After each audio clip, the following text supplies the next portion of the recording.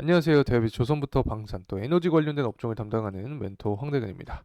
오늘 흥구석이 함께 살펴보도록 하겠습니다. 현재 이 시장의 상황을 좀 보게 되면 장 초반에 흥구석유가 좀 하락을 해주고 있는 모습을 보여주고 있습니다. 대략적으로 한 8%가량 하락을 하면서 시작을 했는데 뭐 흥구석유뿐만 아니라 석유 관련된 종목들이 모두 하락을 해주고 있습니다. 한국석유부터 해서 뭐 중앙 에너비스 이런 종목들이 다 하락을 해준 채로 현재 시장을 시작하고 있다. 이렇게 보고 있는데 유가 자체가 전일 좀 소폭 하락을 해준 모습을 보여주고 있습니다. 뭐 전쟁에 대한 리스크도 부각이 된 모습이 없었고 유가도 하락한 모습을 보여주고 있기 때문에 이 전반적으로 금일 흥구석유의 주가에 하방 모멘텀으로 작용을 하고 있다. 자, 이렇게 말씀을 드릴 수 있습니다. 그래서 유가의 흐름세를 보게 되면 사실 뭐 그렇게 강한 하락은 아니기 때문에 이 보합권에서 마무리했다라고 볼 수 있는데 흥구석유 같은 경우에는 주된 주가 상승 모멘텀 자체가 유가 그리고 전쟁에 대한 부분이기 때문에 이 부분이 강하게 부각이 되지 않았기 때문에 금일 이 주가 상승 주가의 하락 모멘텀으로 작용을 하고 있다. 자, 이렇게 말씀을 드립니다. 하지만 이 중장기적인 방향성은 계속해서 이 꾸준한 모습을 보여줄 수밖에 없다라고 설명을 드렸죠. 유가와 이 전쟁에 대한 부분이 중장기적으로 이어질 수밖에 없기 때문에 이런 부분 다시 한번 말씀을 드리고 앞으로 주가 상승 모멘텀이 또 언제 발생할 수 있을지까지 이 전반적인 이야기 진행해보는 시간 갖도록 하겠습니다. 그리고 한 가지 더 말씀드리고 싶은 부분이 있는데 저희 대기업 정말 다양한 전문가들이 각각의 업종 분야에서 하루하루 종목들을 열심히 분석해 나가고 있으니까 많은 관심 부탁드립니다. 자, 이제는 뭐 유가와 흥구석의 주가 상관관계는 여러분도 다 잘 아실 거라고 생각을 합니다. 제가 지난 영상들부터 계속해서 설명을 드렸기 때문에 이 보라색 선이 흥구석의 주가고 파란색 선이 유가입니다. 유가가 상승할 때 흥구석의 주가도 상승하는 경향이 있다. 하락할 때는 흥구석의 주가도 하락하는 경향이 있다. 자, 이 부분 참고로 하면 도움이 될 것 같고 특히 흥구석유 같은 경우에는 유가도 민감하게 반응하지만 이 전쟁에 대한 수혜주, 대표적인 수혜주기 때문에 앞으로 이 정치와 또 전쟁이 또 어떤 관계가 있는지 이 중장기적으로 이어질지 이런 부분을 체크를 해야 된다라는 점 말씀을 드리고 제가 영상을 통해서 계속해서 다뤄두고 있기 때문에 저와 함께 하시면 도움이 될 것 같습니다. 자, 넘어가도록 하고 이제 전쟁 관련된 이야기 좀 하려고 합니다. 우선은 이스라엘이 먼저 이란을 쳤죠. 시리아의 영사관이 이란의 영사관의 건물을 폭격하면서 최소 7명 정도 사망했다라는 그런 기사가 나와줬습니다. 사실 이란 영사관 자체가 그 국가의 영토라고 볼 수 있기 때문에 이란을 실질적으로 공격했다라고도 볼 수 있습니다. 그리고 나서 이란이 4월 13일 오후 11시경에 이스라엘로 미사일과 드론을 수백 발 발사했다라는 기사가 나왔습니다. 그래서 이게 관련된 이 사진인데 이란이 이스라엘에 이 공격했다 보복성 공격에 대한 기사와 내용이고 이런 이 보복성 공격성이 계속되면서 미국은 또 이스라엘 편을 들고 있는 상황입니다.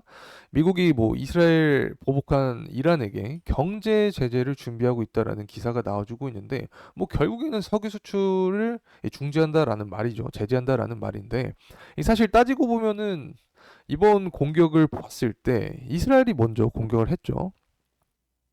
하지만 또 이란을 마냥 피해자로 볼 수 없는 부분은 이란은 또 하마스에 무기 납품을 하면서 전쟁을 도왔기 때문에 뭐 100% 피해자라고는 할 수는 없습니다. 하지만 일단 영사관을 먼저 공격한 거는 이스라엘이고 이란한테만 또 경제 제재를 한다라는 건 문제가 있다고 봅니다.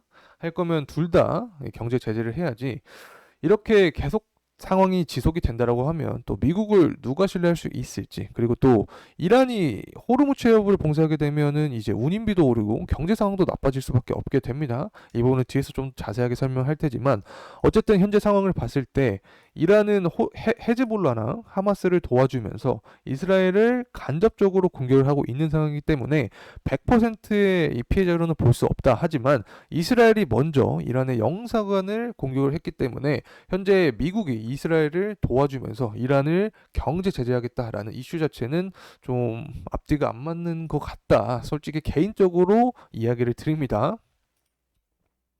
그래서 현재 중장기적인 전쟁에 대한 흐름세가 계속이 이어지면 어쨌든 주변 국가까지 피해를 받을 수밖에 없게 되는 거고 또 이란 밑에 호르무즈 해협이 존재합니다. 그래서 호르무즈 해협을 봉쇄하겠다라는 이슈가 나오게 되면 이 결국에 운임비가 상승하면서 이 전반적인 경제 상황이 나빠진다라고 말씀을 드렸습니다. 특히 이 호르무즈 해협 같은 경우에는 세계 석유의 6분의 1, 또 LNG, 액화천연가스죠. LNG의 이 3분의 1, 3분의 1이 되는 이동 통로이기 때문에 이 부분이 봉쇄가 된다라고 하면 원유 가격도 크게 상승할 수밖에 없다. 그렇게 되면 전반적으로 뭐 경제 지표 같은 CPI나 PPI 지표 모두 상승을 해주면서 다시 한번 금리에 대한 기대감이 뒤로 밀릴 수밖에 없기 때문에 시장의 공포감을 형성을 해준다. 자, 이렇게 말씀을 드립니다. 시장의 공포감이 형성이 되면 그에 따른 수혜주로서 유가 관련된 종목들이 될 수 있다고 계속해서 말씀을 드렸기 때문에 이 부분 설명을 드린다는 점 말씀드립니다. 자, 그리고 또 이스라엘이 이란을 공격을 왜 했냐? 이 부분을 살펴보게 되면 뭐 다양한 이유가 존재하겠지만 정치적 이유가 강하다고 계속해서 설명을 드렸죠. 현재 이스라엘 정권이 이 네타냐후 정권인데 선거에서 이기지 못할 확률이 높다라고 말씀을 드렸고, 이러한 상황에서는 이 지지율을 높이기 위해서 갈등되는 국가를 자극하거나 이 전쟁을 야기한다라고 설명을 드렸습니다. 현재 이 부분이 계속해서 가시화가 되고 있는 상황이고, 뭐 사실 미국과 이스라엘이 우방국이긴 하지만 특히 이 네타냐후 자체는 트럼프를 또 지지를 해줍니다. 또 트럼프가 친 이스라엘이기 때문에 현재 지지율 측면에서 굉장히 바이든과 박빙인 상황에서 바이든 대통령을 압박할 확률이 높다. 그래서 이 전쟁에 대한 부분이 중장기적으로 이끌어갈 확률이 높다는 점 말씀을 드립니다. 자, 이제 넘어가도록 하고, 앞서서도 뭐 설명을 드렸지만 결국에 뭐 이란을 계속해서 이스라엘과 이란의 전쟁에 대한 리스크가 부각이 된다라고 하면은 이 주변 국가까지 피해를 입을 수밖에 없습니다. 뭐 이라크와 쿠웨이트 모두 이 대표적인 원유 산유국이기 때문에 이렇게 전쟁이 중장기적으로 이끌어가게 되면 공급적인 측면에서 이 차질이 생길 수밖에 없게 되고, 이 부분이 유가 상승 모멘텀으로 작용이 될 수밖에 없다는 점 말씀드립니다. 현재 유가의 가격적인 추이를 가져왔는데 대략적으로 한 85달러를 보여주고 있습니다. 이 최근까지 70달러 후반부, 70달러 초반부에서 후반부까지 박스권 모습을 보여주다가 이스라엘 이란 전쟁 관련된 리스크가 부각이 되면서 이 부분을 돌파해주면서 강한 상승 모습을 보여주고 있다. 이렇게 볼 수 있는데 21년과 22년 보게 됐을 때 유가가 또 100달러를 넘어준 모습을 보여줬습니다. 그래서 전쟁에 대한 부분이 계속해서 부각이 된다라고 하면 앞으로 유가도 뭐 90달러를 넘어가면 100달러에 대한 기조를 다시 한번 우리가 우려를 할 수밖에 없는 그런 시기가 올 수 있다. 자, 이렇게 말씀을 드립니다. 이 원달러 환율도 가져왔는데 왜 갑자기 원달러 환율을 가져왔냐? 앞서서 제가 유가 관련된 이야기를 해주면서 유가가 상승하게 되면 시장의 공포감이 형성이 되고, 그렇게 되면 대표적인 수혜주로서 흥구석유 같은 종목들이 수혜를 받을 수 있다라고 설명을 드렸었죠. 이 원달러 환율 자체도 대표적인 시장의 공포감을 형성하는 원인이 될 수 있다. 이렇게 설명을 드릴 수 있는데 환율이 증가하면 달러 가치가 상승을 하게 되죠. 그래서 시장, 코스피나 코스닥 시장에 들어있던 이 자본금이 밖으로 빠져갈 수 있습니다. 그래서 이 전반적인 코스피, 코스닥 시장이 하락을 할 수 있다. 자, 이러한 상황에서 시장의 공포감이 형성이 된다고 하면 수급이 또 원유 관련된 종목으로 들어올 수 있기 때문에 이 부분 참고하시면 도움이 될 것 같습니다. 자, 어쨌든 지금 이렇게 원달러 환율이 또 상승을 해주는 이유 중에 하나가 바로 미국의 소매 판매가 또 증가를 했습니다. 예측치가 0.4%였는데 실제가 0.7%를 기록을 해주면서 우리가 예상했던 부분보다 더 높게 나왔다. 그래서 이 부분 또 해석해보면 금리가 높은 상황에서 소비가 꾸준하게 이어지고 있다라고 해석을 해볼 수 있습니다. 그래서 재차 강조를 하지만 금리 인하에 대한 부분이 뒤로 밀리면서 시장의 공포감이 형성이 되고 있다. 이렇게 볼 수 있습니다. 그리고 또 CPI 지수도 보게 되면 뭐 1월부터 최근까지 다 실제가 예측치보다 높게 나와주고 있기 때문에 전반적으로 봤을 때 금리에 대한 기대감이 계속해서 밀릴 수밖에 없는 상황이 나와주고 있다. 그에 따라서 기사도 나와주고 있습니다. 연준이 9월과 12월에 금리 인하를 전망하겠다라는 이런 기사가 나와주고 있는데, 사실 우리가 예상을 했던 부분이죠. 지난 영상들을 통해서 계속해서 말씀드렸던 부분인데 금리 인하가 뭐 상반기에는 이뤄질 확률이 적다라고 개인적으로 말씀을 드렸습니다. 현재 이 부분은 계속해서 유효하게 작용을 하고 있는 상황이고, 재차 강조드리지만 이러한 상황에서 시장이 하락할 때 관련된 유가 관련된 종목들은 리스크와 함께 주가가 상승하는 경향이 있기 때문에 우리가 주목을 해볼 수 있다는 점 말씀을 드립니다. 자, 하지만 또 리스크적인 측면도 이야기를 해드려야 될 것 같은데 바로 유류세 관련된 이야기입니다. 유가가 상승하더라도 이 주가는 100% 반영이 될 수 없을 상황이 존재합니다. 이 부분은 바로 유류세를 인한다라는 기사가 나오게 되면 앞서서 이 전형적인 패턴을 보더라도 유가가 상승했을 때 이 정유주들이 상승했지만 유류세 관련된 이 기사가 나오게 되면서 모두 주가가 하락한 채로 마무리한 모습을 보여줬습니다. 그래서 이 부분을 우리가 리스크적인 차원으로 생각을 해야 된다.